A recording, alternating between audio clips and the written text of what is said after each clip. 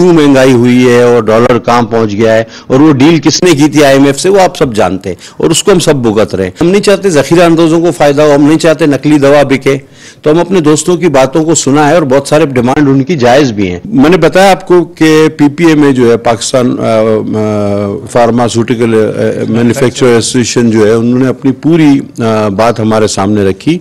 कि जो बदकिस्मती से वही मैं फिर कहूंगा कि क्यों महंगाई हुई है और डॉलर कहां पहुंच गया है और वो डील किसने की थी आईएमएफ से, वो आप सब जानते हैं और उसको हम सब भुगत रहे हैं। तो उस सूरत-ए-हाल में दवाओं की जो है कीमतों पे बड़ा असर पड़ा है। तो हम नहीं चाहते जखीरा अंदोजों को फायदा हो, हम नहीं चाहते नकली दवा बिके, तो हम अपने दोस्तों की बातों को सुना है और बहुत सारे डिमांड उनकी जायज भी हैं। तो इन डिमांड्स को लेकर हम पहले भी गए थे